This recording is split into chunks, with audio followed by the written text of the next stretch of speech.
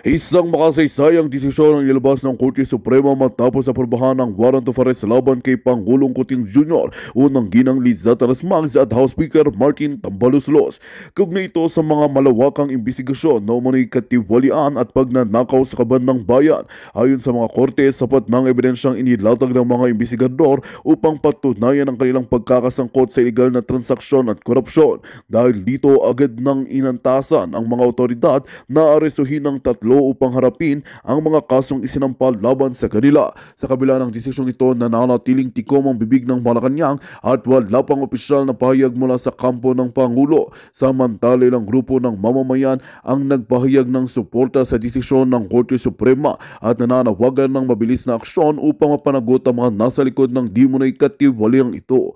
Patuloy naman ang paghahanap sa pinagkakaroon ni Kuting Jr. Liza Tarasmags at Tambaluslos, lalo na't may mga espekulasyong maaaring umalis na sila ng bansa bago pa mailabas ang warrant of arrest. Tayon sa mga eksperto sa batas, kung hindi agad susuko ang tatlo, maaaring itong humantong sa mas matinding krisis pampolitika. Habang hinihintay ng taong bayan ang susunod na hakbang ng mga otoridad, nananatili ang isang tanong ng taong bayan: magpapasako ba sa batas si Kuting at Tambaluslos o magtatangkang takasan ng hustisya? At yan nga ang balitang ating pagkakatutukan. Ngunit bago ang lahat, siguraduhin mag-subscribe at ihit ang notification bell para sa patuloy na pagtutok sa mga sulap ng bagong balita sa tunay na boses ng masa.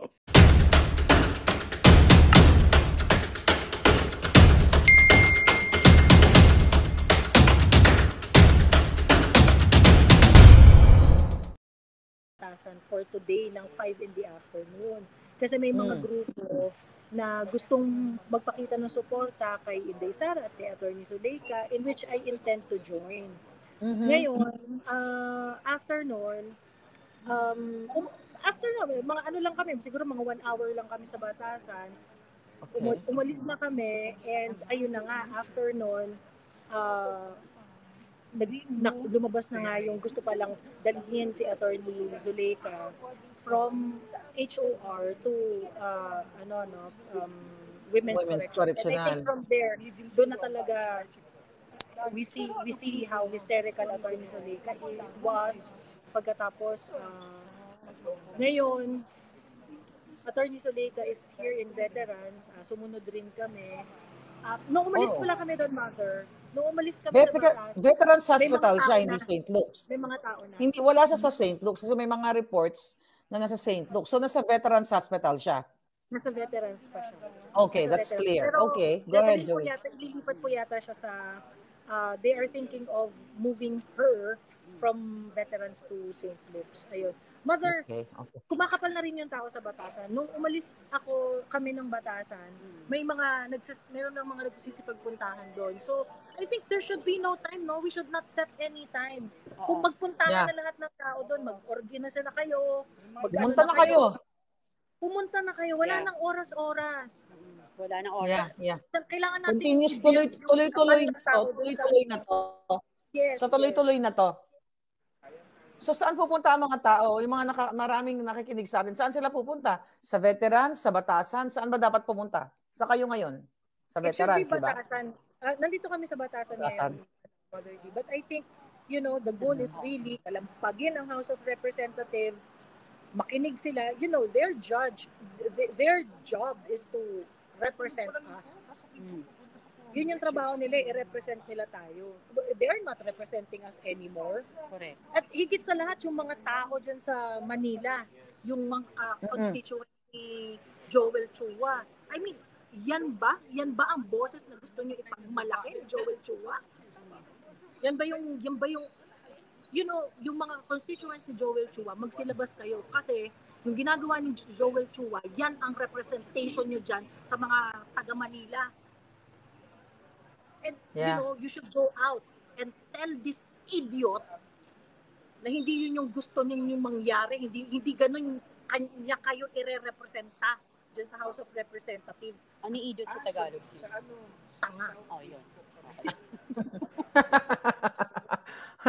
Yeah. Okay, tanga talaga. Pero, Joey, gusto namin malaman ng ating mga kababayan kasi kanina narinig namin, di ba, I believe nasa Zoom meeting ka rin, na parang nahimatay si Attorney Lopez, no? At sinasabi nga ni Inday doon sa background na ginigising niya and hindi pinapapasok nga yung mga ambulansya. So far, stable naman siya. Actually, Mother, wala ako dun sa Zoom meeting. The entire wala ka ba? Nandun ako sa Batasan, naka-live ako dun sa purported na building, yung detention facility, na kung saan nandun si Attorney Zuleika. So nakikita ko yung mga sergeant at arms na dinidescribe ni Attorney Zuleika doon sa live ninyo. Sa live. Na ito yung pumasok, may lalaki, may babae, and things like that. Nakikita namin sila doon sa labas ng building. Ganon. And then, yung mga media doon, binabantayan rin nila, nandun kami sa same na pwesto, binabantayan rin nila yung mga susunod na galaw. And then, until nga, takbo kami si Mother. Yeah, okay na, bumalik. Ginugurgur tayo, pero sige lang, go. Ayan. Takbo kami, Mother, from South Gate to North Gate, pumunta kami either kung ano yung may ganap. So, until nga dumating yung ambulansya ng OVP para bigyan ng medical attention si Attorney Z, si Attorney Zuleika. But pahirapan na papasukin, and ang nakakabwisit doon, Mother Dino, ang nakakabwisit doon, pinapasok nila yung mainstream media sa loob. But oh my God, the medical team of OVP, hindi pinapasok. I mean, oh my God. Ano ba? Nakita nyo, kaputahan to, diba? Anong kaputahan to? Diba? You know, there is some rules. Even if the other person is your political enemy, you don't do that. You don't do that. Yeah, it's between life and death. Kung magkaaway kayo sa politika, mga putang ina ninyo, Diyos ko, hindi nyo dapat ginagawa yan. Naghang. Sige, Joey, continue. Mga walang hiya tong mga to. Diba? Miss Cathy. Mga ilang minuto nag-antay ang paramedics bago na ipapasok, o sino ang nagdesisyon finally? 2 hours? 2 hours. Oh my God. Imagine nyo kung between life and death na, actually almost, life and death na yung sitwasyon ni Attorney Zuleika. This 5 minutes lang na mawalan ka ng oxygen sa brain mo, you're brain dead, right? Yes. Kaya nga, kailangan natin ipaalam sa taong bayan. Oh my God. So nakita mong, ano ang reaksyon ng mga, gusto ko makita yung mga gwardiya doon, sergeant at arms. Ano yung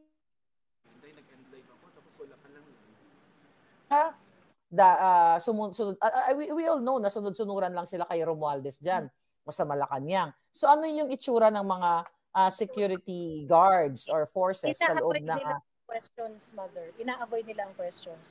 Basta magtatanong ka kung kunwari dadalhin po ba sa ospital si Attorney Zuleika, ganyan, or yung mga ganong, saan po ba dadaan dito? Hindi pa po ng correctional, automatically kanila.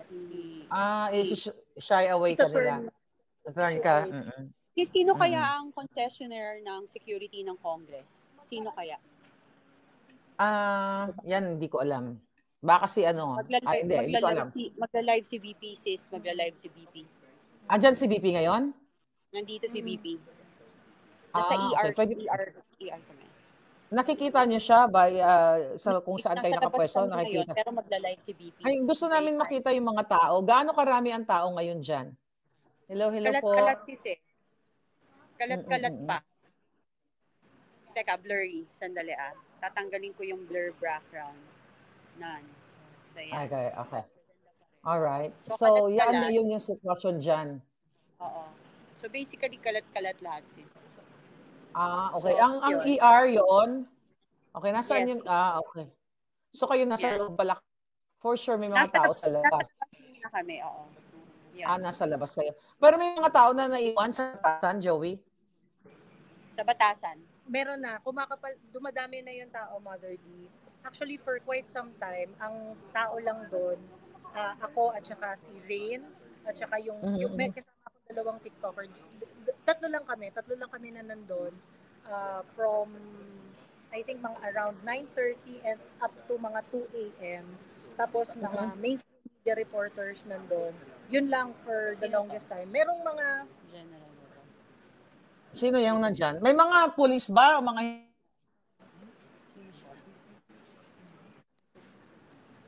Hindi ko alam kung sino yan. May dumating na uniformado. Oo. Ay, hindi ko. Hindi. General din siya. May dumating. Uniformado. So may... Ngayon? Oo. Apo. Saan siya? Pwede patutukan mo ng camera para makilala ng taong bayan? Ayan. Siguro bibisita. Bibisita. Mukhang bibisita siya. Yan. Pero mother, marami mga dumadaan. May mga... That's good. Grab driver, nag-say hi, nag-drop by sa batasan.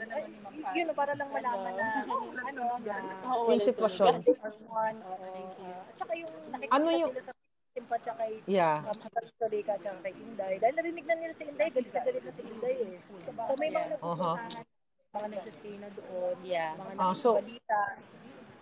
So, i-encourage natin yung ating mga kababayan na kung gusto nila na makasama sa ating, itong ating layunin para sa mabuting Pilipinas o sa totoong pagbabago ng Pilipinas. So, ngayon na nila ipakita na wala yung boses ninyo. Ngayon na nila ipakita yung kanilang suporta. At siguro, manawagan tayo sa mga kasundaluhan. At si Inday nga, nagsalita na kanina na, nanawagan siya sa Chief of Staff. Oo, tama. Sa katibala ng nangyayari dito sa atin. So, anong ginagawa ng general na yan? Anong sa tingin yung ginagawa niya? I think baka bibisita. I don't know. Bibisita lang? Siguro. Kasi nasa labas lang nila. So far, hindi niyo pa alam kung ano yung kondisyon ni Attorney Zuleika? Wala pa, pero magla-live. Wala kayong idea? Magla-live si Inday. Magla-live siya.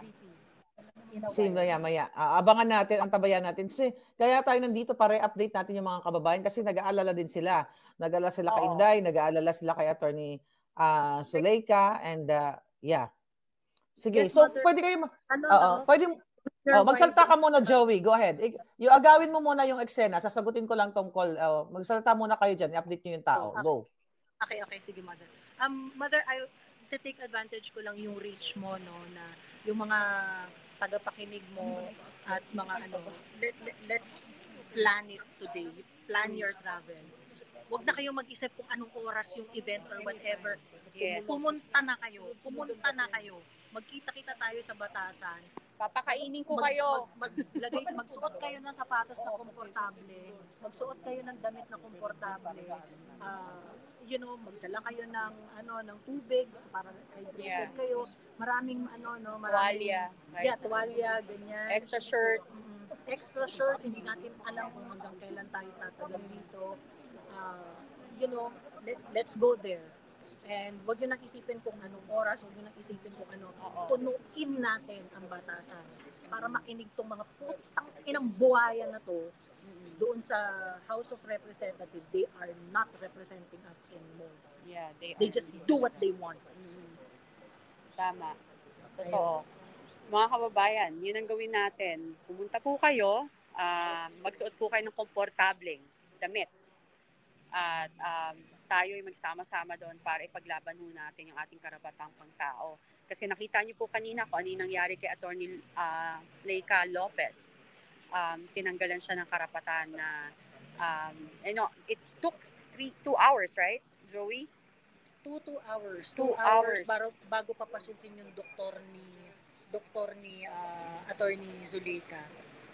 Pagkatapos, after that, few minutes after that, pinapasok nila yung team ng media sa loob. But the medical team mas inuna pa yung media. OVP of the Office of the Vice President, hindi pinapasok. Ano yun? Correct. Ano yun? Inuna pa yung media kaysa sa medical assistant, di ba? What can an ambulance do to you? Exactly. Na matithreaten ng mga security yung mga putang ina nyo. The sad part there, Joey, is ang tawag dito, ang naging problema also is sino yung concessionaire ng security na yan? Kasi una sa lahat, ang nagpapasweldo din dyan is ang mamamayang Pilipino, di ba? So, yun. So, yun yung akin. Parang, why are you doing that? Kasi ang Congress is House of the People. Diba? I think Miss Cathy, meron yan kasing meron kasi talagang order yan. Of course. Inutusan talaga sila na huwag papasukin, ganyan. They did that to KOJC. Yes, that's true. Yung mga ambulansya, binabawalan nila. You see the pattern. Itong gobyerno nito, they do not respect life. Exactly. They do not respect life. Wala. At saka, hindi lang nila hindi nirerespeto ang buhay ng tao, no?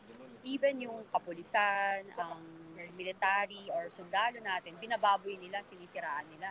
Correct. 'Di ba? Para mas pinagtatanggol nga nila yung mga kriminal, convicted criminal, kaysa dun sa mga nagtatanggol sa atin. 'Di ba? Napakawalang hiya. Napakawalang kwenta. 'Di ba? Ayun. This is our chance. Plan your travels today. Plan your travels today.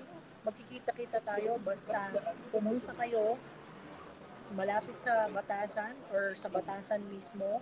Magkita-kita tayo. Mafi-figure out natin to on how to do this. Just show up. Yes. Show up today. Yes. Tama. In support. Lalo yung mga kababaihan na matatapang dyan, lumabas kayo kasi mga ina na we need to take good care of our family. Diba? Yan. Correct. Ina ka na rin ba, Joey? Single? Hindi pa po. Single pa, ready to mingle. Binenta. Mukha lang nanganak. Hindi naman. Grabe naman. Hindi. Hindi naman. Diba? Anyway, Ayan. But, bahala mo yung tulog basta magaganda. Diba? Ayan. So, dito, talagang yung mga tao dito, hindi bayad. Nagsasakripisyo. Si Joey, layo ng bahay nito. Sa norte pa, Bulacan pa yan. Dulo-dulo tayo. South ako. Ayun. So, yung ginagawa dito, it's about talaga para sa mamamayang Pilipino. Alam mo yun? Yun. Diba? Laban. Ayan. May phone call si Mother. Oo nga, busy. Ayan. Busy si Mother. Miss Cathy. Ayan si Rain, mga Si Rain. TikTokers na kasama Ayan, ko. si Rain. Isang Hi. TikTokers. Habang busy si Mother Dragon. Ayan. Ano sasabihin ko? Ano yung mga Speak up. nangyari kanina? Okay. Kanina, we were there. Yung mga nakita natin. Oh. Kasi we were there early, tapos meron kami nakitang mga barricade early. Tapos may ready ambulance, Yeah. standby. Ganon. Tapos umalis kami, tapos bumalik kasi kumain kami. So pagbalik namin, may mga vloggers na rin na nakaantabay doon. And then while we were there, nag-live po sila, yung OVP. And then so doon na parang doon na yung nakikita natin sa live na Sarah was all out. Yun na lang sasabihin ko. Sarah was no Holds barred. Talaga siya. So ayun, that was the first time we heard her na gano'n. Parang for me, sa assessment ko, wala na siyang pakialam kung impeach siya. Di ba? Correct. Wala na siyang pakialam kung anong sa sariling kapakanan niya, wala na siya doon. Para sa mga tao na siya, sa taong bayan, sa kanyang mga staff. Yes. Kasi she protects the people, she protects her staff, wala na siya kung anong mangyari sa kanya. Kaya all out siya. Tama. Sinabi niya na lahat.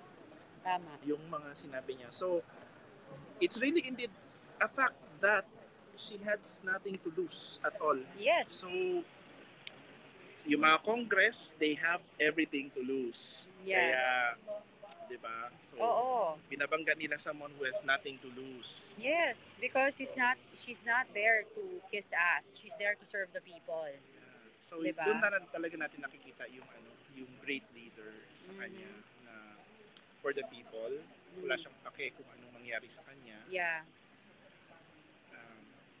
Yun. That's really commendable of her. Kasi sacrificing her career. Kasi na siya, bagsak na siya. Oo. Diba? Alam mo, ang tingin ko sa kanya, nag-hold kasi siya for his people eh.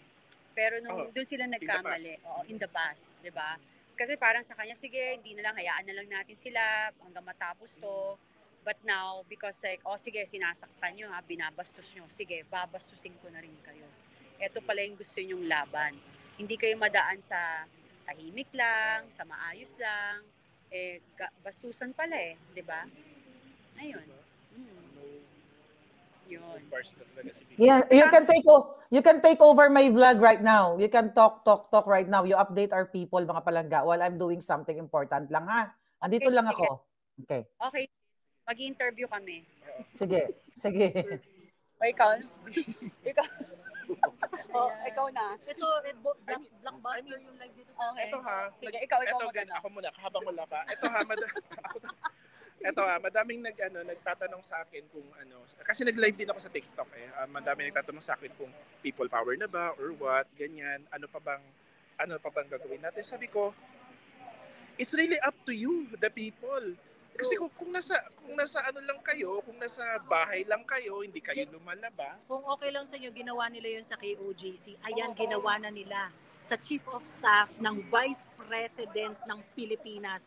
Gagawin rin nila yan sa inyo. Nanakawin ang pera ninyo, pupunta ng bahay ninyo, papatayin ng pamilya nyo. True. Wala silang pili. Wala rin silang utang na loob. So yung mga tumutulong, akala nyo, wala silang utang na loob. They will just do everything, Wala silang pakialam. Pero grabe yung revelation ni BP Inday about kay Martin, about sa mga kalaban niya sa kanyang distrito. Kaya pala siya tumatakbo parati na wala siyang kalaban, mag-isa lang siya tapos automatic siya nananalo. Kasi yun pala yung ginagawa niya sa mga kalaban niya. It's either binabayaran niya para Pero may improvement ba Tacloban? I've never been to Tacloban, pero I've seen their public market. Oh my God. I'm a Waray. My mom is a Waray also. Ilocanong Waray din ako Ito. Wait. I would just like to show this bullshit. Ayan. Gamitin nyo na yan. Teka lang 29 minutes ago, merong coverage ang GMA. Ewan ko, baka ito, inano lang to, no? Isinend lang naman sa GMA or whatnot. But they have this ability to shoot the video inside the vicinity, do sa detention facility, but di nyo mapapasok yung medical team ng OVP. Pero kaya nyo magbigay ng ganitong clip sa media. Ano to? That's true. Yeah, grabe. Sige, mag-interview lang kayo ng mga tao dyan. Palang salamat si Rodal. Thank you, Palangga. Lumabas tayo sa kalsada, mga taga-Pilipinas, sabi ni Norgie. Grabe, at thank you so much sa inyong pagpuyat dyan, Joey, lahat kayo dyan, Kat. Ikaw, sir. Hi. Hello. Mga kababayan, ito, wala pa akong tulog. Parang putla ako. Parang ghost. Kala mo ng lipstick. Pero okay naman. Malindog pa rin. Lipstick na ako, lipstick ang kita. Ano nangyari? Pasensya na kayo, lang yun. Tumawag si Trump. Si Trump. Sabi niya, lagot sa akin niya si Bangag kapag nakaupo na ako. But anyway, ano nangyari dun sa military kanina na nakita ninyo? Military ba yun? Police ba yun? Dito pa rin sila. I think nagbigay galang kay VP Sara. Siguro, so far ba parami yung mga tao? Oo, dumadami na yung tao. Yun, may mga media na rin na nandito. Alam mo saan yun. kaya sila mawi? Tumingin nga tayo kung merong. Sis, magdaldal lang kayo dyan. Maghanap kayo ng ma-interview. Tanungin ko lang sa batasan kung meron Maghanap tayo kung may nasa batasan. Makakuha tayo ng information. Dadayuhin ko siya, sis. Aha. Yeah. Si Tio Moreno nandyan din. Sino to? Harley. Ay, hello po. Hi Tio, how are you? Kumusta? Anong sitwasyon dyan ng mga bangag? Okay lang po. Nandun po yung sa emergency room, may mga pulis din kahit yung sa labas ng room mismo. Mm-hmm. Paano makakatakas ang pasyente? Tinutulungan na nga ng mga mga gago. yun. Oh, teka muna. Anong sitwasyon? Ano yung status, ang health status ni Attorney Zuleika? Actually, kanina, hinimatay talaga yun kasi nagsusuka. Anxiety. Tapos feeling ko, nag-mix na yun, di ba? Yes, Pag-stress ka na. It happened Tapos to Mrs. wala na siyang strength, wala na siyang energy. Yeah. Nanghina siya. Tapos, yun, tinulungan na lang yung pipi kanina. Hindi Kasi ano yan heavy palpitations, tapos, hindi, yung breathing niya, hindi siya nakaka-breathe na. Oh. Sa ngayon ba si Inday nasa bedside pa rin, katabi ni attorney? Yeah. Oh my God, hindi pa rin natutulog si Inday, pero syempre very strong naman siya. And we're grateful, no, dahil nandiyan kayong lahat, talagang full force tayo. Ano ba to, Tio? Ano ba ikaw as a fighter also and an advocate ng ng katotohanan at pag-ibig sa bayan? Ano to? Start na ba to? Ano, tuloy-tuloy na ba ang puyatan natin dito sa batasan man o kung saan man, sa kalsada? Personally, I would really say na this is the start na. Okay, good. The thin line that separates civil discourse and anong tawag dyan, parang pag-aaklas. Pag-aaklas. Peacefully na pag-aaklas. Anong yung sentimiento nila ng mga kamag-anak mo, kaibigan mo, diyan? Anong sentimiento ng tao? Yung mga friends ko, sabi talaga nila na it's really a blatant abuse of power and authority because wala namang kaso si Attorney Zuleika Lopez. Hindi siya convicted and everything. Tapos bakit siya i-transfer sa Women's Correctional? That's true. Tapos if they are doing this right, why are they doing it in the middle of the night? That's diba? true. Kung confidence. Magandang balita ang hatid namin sa inyo ngayong araw. Sa pagtatapos ng aming balitaan, nagbigay kami ng mga mahalagang impormasyon. Maraming salamat sa pagtutok at pagsuporta sa aming programa. Huwag kalimutang manatili sa mga susunod na araw para sa mga bagong balita at mga kwento na dapat nating abangan. Mula sa Boses ng Masa, magandang araw, Pilipinas!